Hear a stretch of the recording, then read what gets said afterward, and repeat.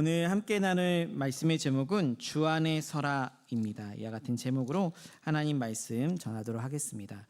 충청북도 보은에 가면 천연기념물인 정이품송이라는 나무, 정이품 소나무가 있다고 합니다. 이 나무는 무려 600년 동안 역사를 자랑하는데요. 수많은 태풍, 폭설, 가뭄, 벼락 등을 견뎌온 거죠.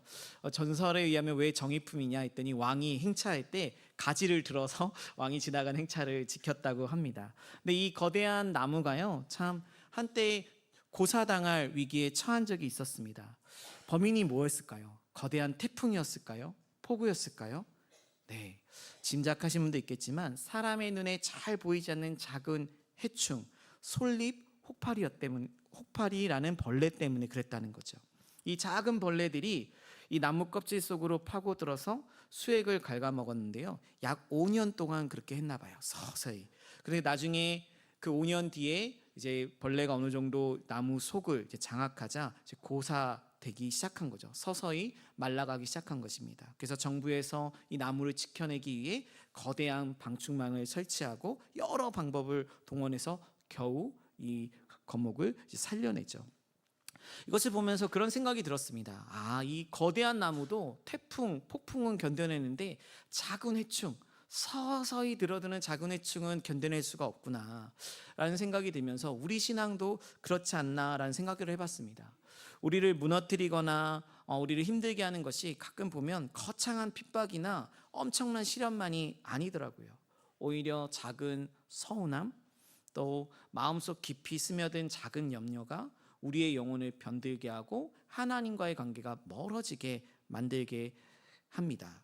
오늘 본문에 보면 바울은 그렇게 우리의 마음을 흐트러 놓고 우리의 영혼을 흔들어 깨뜨리려고 하는 두 가지 적이 있다라는 것을 보여주고 있는데요. 하나는 공동체를 분열시키는 우리 분열, 갈등을 이야기하고요. 또 다른 하나는 우리의 마음과 생각을 무너뜨리는 염려를 이야기하고 있습니다. 그리고 바울은 그 적들을 어떻게 이길 수 있는지 하나님의 방법을 가르쳐 줍니다. 먼저 바울은 1절에서 빌립보 성도들을 칭찬하며 이렇게 검련하는데 우리 1절 말씀 한번 같이 읽어볼까요? 그러므로 나의 사랑하고 사모하는 형제들, 나의 기쁨이요 면류가 아닌 사랑하는 자들아, 이와 같이 주 안에 서라. 아멘. 네, 우리 해군중앙교회 성도님들을 가리키는 호칭 같습니다. 정말 면류관, 또 사랑스럽고 하나님의 기쁨이 되는 이 중앙교회 성도들에게 하는 것 같은데요. 그러면서 한 가지 더 덧붙이는 말이 있죠. 이와 같이 주 안에 서라라고 했습니다. 뭐에 서라는 것일까요? 이 보니까요, 이 서라는 헬라어 단어는 군사 용어더라고요. 전쟁터에서 사령관이 병사들에게, 장병들에게 이 진지를 끝까지 사수하라 라고 명령할 때 사용하는 단어라는 겁니다. 그래서 굳건히 지켜내라는 뜻이 있어요. 그러니까 바울은 굉장히 강한 표현을 쓴 겁니다. 왜 이런 표현을 썼을까요? 당시 빌립보 교회 안에 공동체를 흔드는 문제가 있었기 때문에 그렇죠. 2절에 보니까 그 내용이 나와 있는데요. 그것이 뭐냐면 내가 유오디아를 권하고 순두계를 권하노니 주 안에서 같은 마음을 품으라 라고 얘기하고 있어요. 유오디아와 순두계는 당시 이제 여성 교인인데요. 바울의 이 빌립보서에 기록될 정도로 이 두 분은 교회의 핵심 일꾼들이었습니다. 그냥 요즘 말하면 여전도의 회장님, 건사의 회장님쯤 된 것 같아요. 익숙하게 부른다면 우리 유집사님, 순건사님 사이에 이제 갈등, 다툼이 생긴 거예요. 우리 교회는 일어날 수 없는 일이죠. 한 번도 본 적이 없고 들은 적도 없는 이야기지만 어쨌든 빌립보 교회에는 있었던 겁니다. 근데 성경이 두 사람이 왜 싸웠는지는 설명하지 않아요. 그게 교리 문제인지 재정의 문제인지 어떤 사역을 하는 가운데 의견 차이인지 말하고 있지는 않습니다. 다만 유추하는 것은 교리나 진리 문제였다면 바울이 언급했을 것이다. 근데 아마도 사소한 일, 감정과 자존심의 문제였기 때문에 목회자인 바울이 여성 신자분들, 우리 유집사님, 순건사님을 배려해서 그 명예를 지켜주기 위해 기록하지 않은 것이 아닌가라고 추정을 합니다. 사실 교회 내의 분열, 관계의 문제는 사소한 일로 작은 틈이 생기면서 시작이 되죠. 나를 안아주지 않는 서운함, 또 의사결정 과정에서의 오해나 누군가의 고집, 자존심의 문제, 또 상대방을 오만하게 대하는 태도 등이 이제 거슬리면서 갈등이 많이 일어납니다. 왜 내 의견을 무시하지? 왜 저 사람은 나를 아랫사람처럼 대하는 거지? 내가 이렇게 많이 봉사하고 여기에 이렇게 수고를 했는데 왜 나를 알아주지 않지? 이런 서운함과 오해가 마음속에 쌓이기 시작하는 겁니다. 근데 안타깝게도 마귀는 그 틈을 결코 놓치지 않아요. 그래서 분열을 시키는 거죠. 당시 이 갈등이 얼마나 컸는지 감옥에 있는 바울에게까지 그 소식이 들린 겁니다. 그래서 바울이 이 편지가 역사에 남을 편지가 될진 몰랐겠지만 두 사람의 이름을 직접 부르며 권면하고 있는 겁니다. 얼마나 창피해요. 유집사님, 순건사님 싸운 이야기가 지금 기록돼서 우리에게 들려지는 거잖아요. 그러면서 싸운 이야기만 하진 않죠. 어떤 내용인지 모르니까 해결책을 이야기하죠. 2절 후반에 보면 어떻게 적혀 있습니까? 주 안에서 같은 마음을 품으라 라고 이야기합니다. 반목이 있는 그들을 향한 바울의 처방전은, 해결책은 의외로 되게 단순했어요. 우리의 신앙생활하는 목적이 무엇인지 생각해 보라는 겁니다. 주 안에서 같은 마음을 품으라. 주 안에서는 목적을 말하는 거죠. 왜 봉사하는가? 그 목적을 다시 한번 생각해 봐라. 그리고 같은 마음은 무엇을 말합니까? 기준을 말하는 거예요. 주님의 말씀의 기준에 맞춰서 내가 행동하고 있는 일이 맞는지 생각해 보라는 것입니다. 그러니까 주님을 위해 헌신하고 있고 주님의 말씀으로 기준으로 생각할 때 우리 행동을 돌아보라라는 뜻으로 이야기를 한 거예요. 그렇게 되면 깨닫는 게 있는 거죠. 내가 왜 저 사람도 주를 위해 하고 나도 주님을 위해 하는 건지 왜 싸우고 있지? 라는 생각이 드는 거죠. 내가 이겨야 될 적은 저 사람이 아닌데, 저 사람은 함께 복음을 위해 걸어가야 될 나의 동역자인데 라는 생각이 들면서 마음을 이제 풀어가게 되는 겁니다. 그리고 3절은 바울은 더 나아가 그들의 이름이 생명책에 기록되어 있다라고 말을 합니다. 3절 말씀 보니까요, 우리 한번 같이 읽어볼까요? 또 참으로 나와 멍에를 같이 한 내게 구하노니 복음에 나와 함께 힘쓰던 저 여인들을 돕고 또한 글레멘드와 그 외에 나의 동역자들을 도우라. 그 이름들이 생명책에 있느니라. 아멘. 복음에 나와 힘쓰는 저 여인들을 도우라고 얘기합니다. 그 이름들이 어디에 있답니까? 생명책에 있다는 거예요. 즉 생명책에 기록된 하나님 안에서 한 가족이라는 것입니다. 영원한 하나님 나라를 같이 향유할 사람이라는 거예요. 이 본질을 깨닫는 순간 반목의 사슬을 끊을 수 있는 길이 보인다는 거죠. 이걸 알았다고 해서 바로 끊어진다기보다 그 길이 보인다는 것입니다.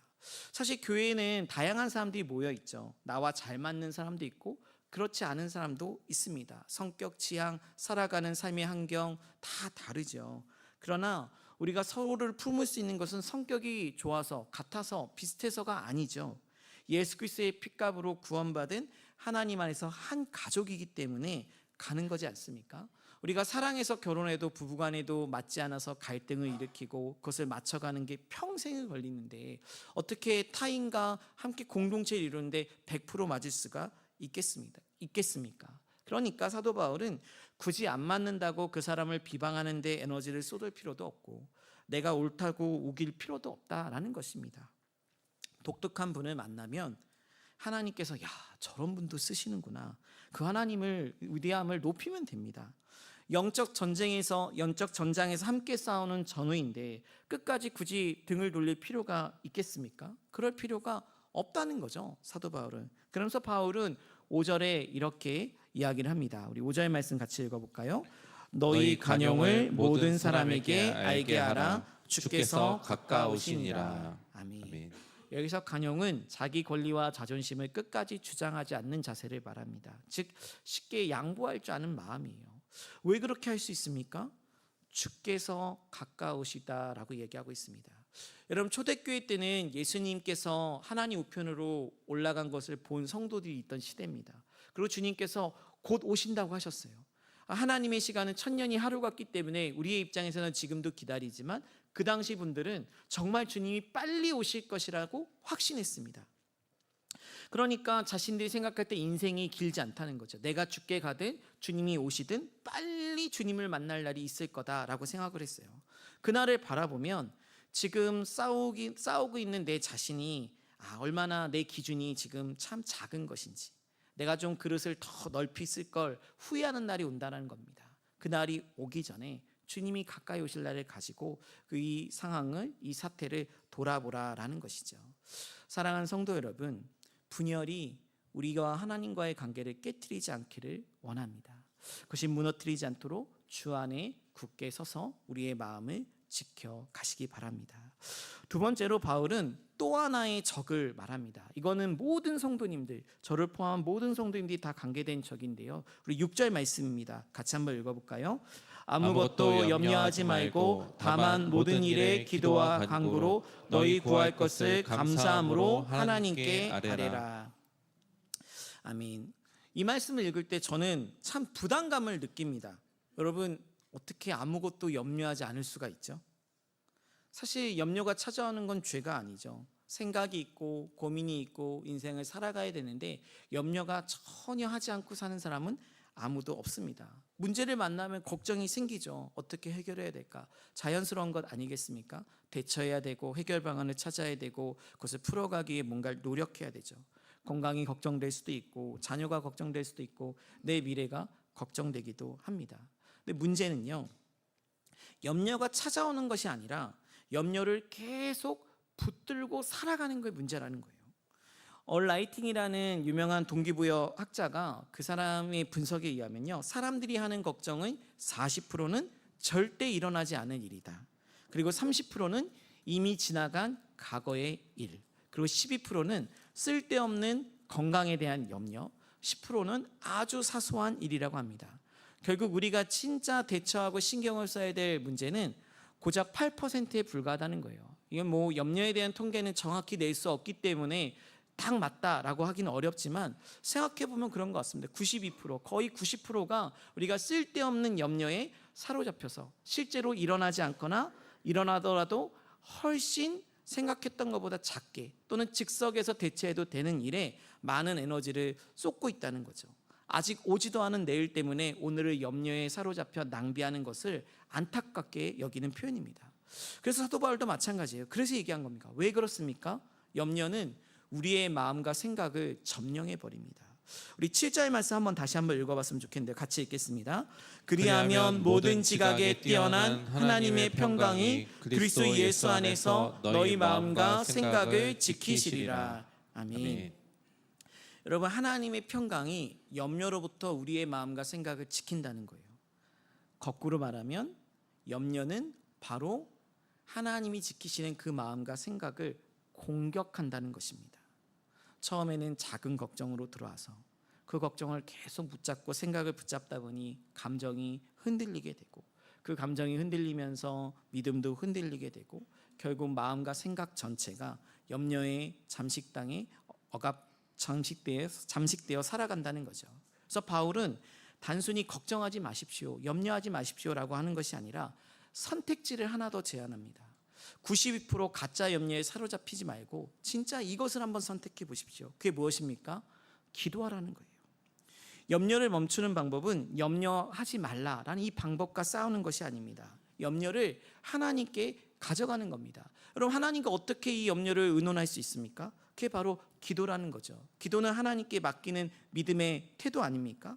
그래서 이 염려를 내가 붙들고 씨름하는 것이 아니라 기도의 자리에서 하나님과 함께 씨름하는 것입니다. 그 속에서 하나님 신 평강도 느끼고 마음의 생각을 지키시는 것도 느끼고 또 어떻게 말씀하시는지 어떻게 우리의 인생을 계획하시 그 위대하신 하나님과 동행하는 가운데 이 문제를 바라보는 거죠. 그래서 하나님을 신뢰하는 신앙의 행위로서 기도하라라고 사도 바울은 이야기를 하는 거예요. 환경은 우리 뜻대로 바꿀 수가 없습니다. 그런데 바꿀 수 있는 것은 있어요.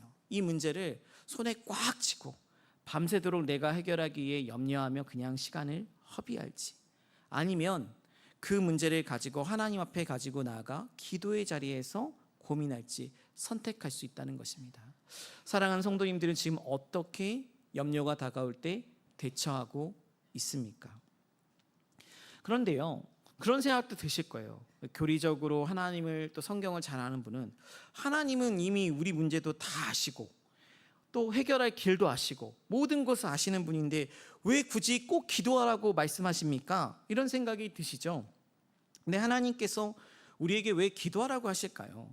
너무나 많은 성경에서의 이야기가 있지만 오늘 두 가지 정도만 나눈다면, 하나님께서 우리에게 기도하라고 하신 이유가 있습니다. 첫 번째는 기도는 우리의 문제보다 하나님의 뜻을 바라보게 하기 때문입니다.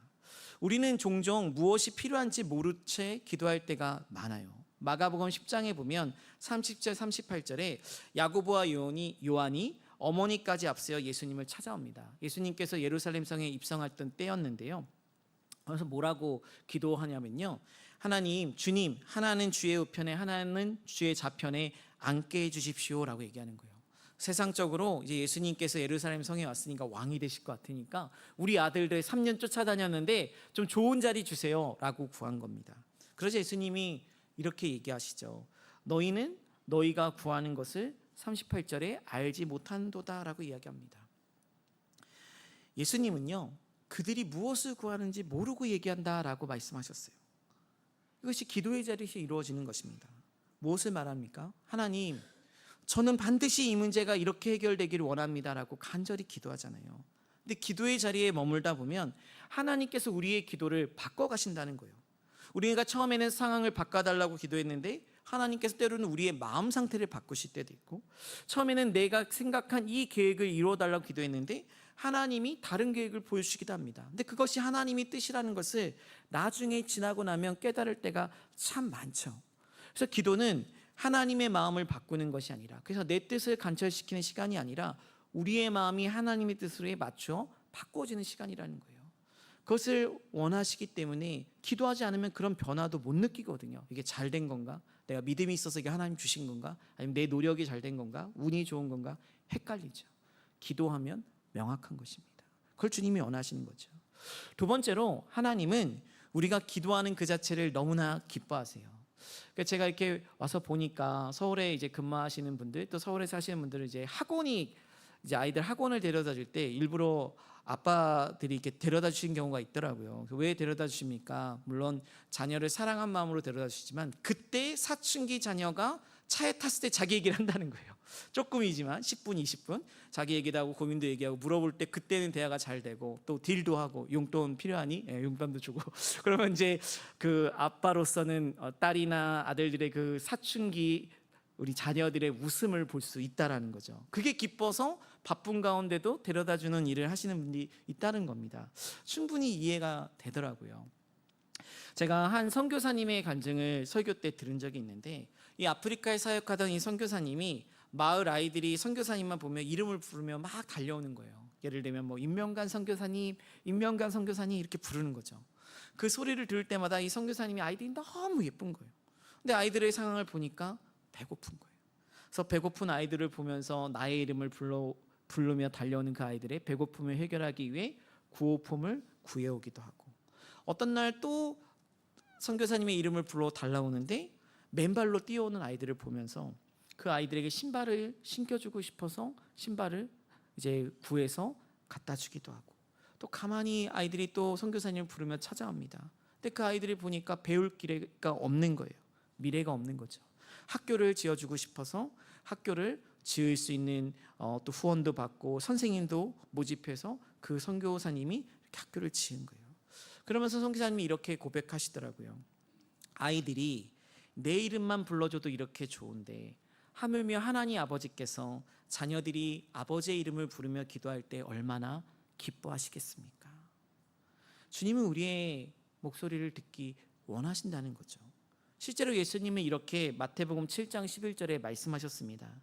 너희가 악한 자라도 좋은 것으로 자식에게 줄 알거든 하물며 하늘에 계신 너희 아버지께서 구하는 자에게 좋은 것으로 주시지 않겠느냐 말씀하셨어요.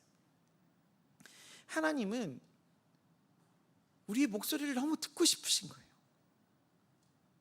자녀가 아버지를 찾는 것을 기뻐하시는 거예요. 준비한 것이 참 많은데 그 목소리를 듣기 전엔 줘도 그 자녀를 망칠 수 있는 거죠. 우리가 염려가 있을 때 염려에 잠식되는 그 자녀들을 보면 너무나 속상하신 거죠. 내가 준비한 게 있는데 하는 생각이 드신다는 겁니다. 그래서 바울은 한 가지를 더 덧붙이며 이야기합니다. 감사함으로 하나님께 아뢰라는 거죠. 여러분, 기도하는 이 이유 속에서 좋은 것을 주시는데 또 한 가지 우리도 그 부모의 마음을 알면 어떻게 구하게 되는 거죠? 감사함으로 구하게 되는 거예요. 왜 감사해야 됩니까? 너무나 많은 이유가 있겠죠. 그렇지만 첫 번째로 하나님은 반드시 우리의 기도에 응답하는 분이시기 때문에 그렇습니다. 여러분 믿으십니까? 그럼 감사하며 기도할 수 있는 거죠. 두 번째로 하나님은 내가 원하는 것보다 더 좋은 것으로, 하나님 편에 더 좋은 것으로, 더 좋은 시간대에 응답하시는 것을 믿기 때문이죠. 여러분 어린아이는 눈앞의 것만 봅니다. 그래서 막 사탕을 사달라, 뭘 사달라 얘기하죠. 근데 부모님은 넓은 시야를 보죠. 이 아이가 지금 당뇨 수치가 높은데, 최근에 채소는 언제 먹었는데, 지금 주면 안 되는데, 지금 주면 이 아이가 다음에도 또 때를 쓸 텐데, 여러 가지를 생각해서 주지 않습니까? 자녀된 우리는 당장 기도할 땐 이것이 최선인 것 같고 이것이 해결돼야 다 모든 것이 해결될 거라 생각하지만, 모든 지각에 뛰어난 하나님은 더 좋은 길이 있다는 걸 아시는 거죠. 그러니 주실 수가 없고 새로운 길로 알려주셔야 되는 겁니다. 근데 시간이 필요한 것이죠. 그래서 하나님께서는 이 믿음을 갖는 사람들은, 하나님의 어떤 분인지 아는 사람은 감사하며 기도할 수 있다는 것입니다. 그때 어떤 일이 일어납니까? 우리 7절 말씀입니다. 같이 한번 읽어볼까요? 그리하면 모든 지각에 뛰어난 하나님의 평강이 그리스도 예수 안에서 너희 마음과 생각을 지키시리라. 아멘. 여기서 지키시리라 라는 말이, 이것도 군사용어예요. 군사용어. 언제 썼냐면 성을 지키는 군인들이 딱 적의 침입에 맞서 이제 딱 잘 서는, 보초를 서는 모습을 표현하는 단어입니다. 지금 빌립보서 강해를 하고 있기 때문에 여러 차례 말씀드렸지만, 빌립보는 로마의 퇴역 군인들을 위해 세워진 도시라고 말씀드렸어요. 그러니까 즉 은퇴한 로마 군인들이 많이 살던 도시입니다. 그런 가운데 성벽 위에 이 시를 지키기 위해 철통같이 보초를 쓰는 후배 로마 군인들이 보이는 거죠. 여러분 이 현역 군인들이, 선배들이 왔다 갔다 사는 이 도시를 지키게 있을 때 어떤 마음으로 지킬까요? 우리 선배님들이 지켜낸 이 로마 제국 저희가 더 잘 지키겠습니다 라고 하면서 더 외적 군기도 살아있고 더 멋지게 지키지 않겠습니까? 우리 제경대대 장병들이 군사경찰 보면 해군의 미래가 밝잖아요. 서울에서 좀 편할 수도 있는데 그렇지 않고 얼마나 외적 군기가 살아있어요. 그걸 보면 전방 격오지 안 봐도 우리 해군이, 우리 해병대가 계속 발전하겠다라고 느껴지잖아요. 그런 것처럼 빌립보 성도들은 이 장면이 익숙했던 거죠. 하나님의 평강이 마치 로마 군인들이 철통처럼 이 성문을 지키듯이 우리 마음과 생각의 성문을 파수병처럼 지켜주시는구나. 그것이 딱 들어오는 거예요. 그것을 지키면서 기도할 때 하나님이 내 마음과 생각을 지켜주시는구나. 철통같이 지켜주시는구나. 이걸 생각하는 거죠. 여러분 하나님의 약속은요, 읽어보십시오. 문제가 사라진다고 한 적은 없습니다. 하나님의 약속은 폭풍 같은 문제 속에서도 우리의 마음을, 생각을 무너지지 않도록 지켜주신다고 약속하셨어요. 그것이 하나님의 약속이죠. 여러분 구국성회 때 참 현장이나 온라인으로 드린 분이 많을 텐데, 이 강사님들이 마치 주제가 다윗인 것처럼 다윗 이야기를 하셨습니다. 그래서 저도 한다면 다윗이 시편 23편 4절에 이런 말씀을 했죠. 내가 사망의 음침한 골짜기로 다닐지라도 해를 두려워하지 않을 것은 주께서 나와 함께 하심이라 라고 유명한 말씀을 했습니다. 그럼 다윗도요, 사망의 음침한 골짜기로 가고 싶지 않은데 들어갈 때가 있다는 거예요. 인생을 살다 보면 그런 날이 있다는 거죠. 그런데 하나님이 함께 하시면 그 사망의 음침한 골짜기에서도 평안을 누릴 수 있다라고 고백한 거죠. 그것을 이야기하고 싶은 겁니다. 사도 바울도 마찬가지죠. 감옥에 있으면서 성도들에게 이야기하는 거예요. 우리의 신앙을 무너뜨리는 것은 거대한 문제가 아니라 여러분이 염려에 사로잡혀서 그것을 계속 붙들고 살아가는 것입니다. 하나님을 좀 보십시오. 하나님께서 우리의 마음과 생각을 지키기를 정말 원하십니다. 여러분 감사함으로 하나님께 그 문제를 가지고 한번 기도해 보십시오 라고 당부하는 거예요. 여러분 왜 그럴까요? 이것을 보증한 일이 있기 때문에 그렇습니다. 하나님의 평강이 가장 분명하게 드러난 사건은 어디죠? 예수 그리스도의 십자가입니다.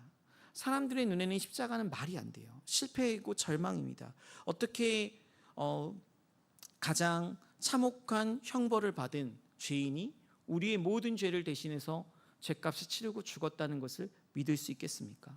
근데 하나님은 그렇게 하셨잖아요. 우리의 모든 모욕, 우리의 모든 조롱, 우리가 당해야 될 멸시, 배신, 부인, 그 속에서 창에 찔림, 마지막까지 모든 제비가 뽑혀서 옷이 벗겨지는 수치 다 당하시며 우리의 모든 죄값을 치러주시지 않습니까? 인간의 지각으로 이해할 수 없지만 그렇게 주님께서 우리의 모든 죄를 우리가 벗겨져야 될 그 모든 모습을 주님이 벗겨셨기 때문에, 주님이셨기 때문에 우리에게 하나님의 구원의 길, 생명의 길이 열리잖아요. 그래서 하나님께서 어떻게 말씀하세요? 독생자까지 내어주시면서 우리에게 말씀하시는 겁니다. 내가 너를 이렇게 사랑한다. 내가 너의 생각과 마음을 끝까지 지키기를 원한다. 그것을 사도 바울은 알았던 거죠. 그래서 감옥에 갇혀 있어서 자유가 없지만, 자유롭게 살아가지만 염려에 사로잡혀서 살아가는 성도들을 향해 왜 하나님을 믿으면서도 이 기도의 길을 모르고 살아가나? 왜 하나님의 지각이, 평강이 우리를 지키시는데 그것을 모르고 살아가나? 그게 안타까워서 편지를 쓰고 있는 것입니다. 근데 빌립보 성도들만 그 길을 걸어가는 것입니까? 때로는 우리도 그 길을 걸어갈 때가 있다는 거죠. 사랑하는 성도 여러분, 여러분의 마음속에 분열의 씨앗이 자라나고 있습니까? 사도 바울은 이야기합니다. 주 안에서 같은 마음을 품으세요. 왜 사는지, 왜 일을 하는지, 어떤 마음으로, 어떤 자세로 해야 되는지. 혹시 여러분 염려가 여러분의 마음을 점령하고 있습니까? 염려하고 고민해야죠. 어떻게 살아야 되는지 생각해야죠. 그러나 그것을 나 혼자 하지 마시고 기도의 자리에서 하나님과 함께 하십시오. 염려를 묵상하지 말고 하나님을 묵상해 보십시오. 염려에 잠식당하지 않고 하나님께 감사함으로 나아가 보십시오. 모든 지각에 뛰어난 하나님의 평강이 파수병처럼 우리의 마음과 생각을 지켜주실 것입니다. 그 은혜를 누리며 살아가는 사랑하는 모든 성도님들, 또 그 은혜 위에 서서 서로를 기도하며 나아가는 우리 모든 성도님들 되시기를 간절히 축원합니다.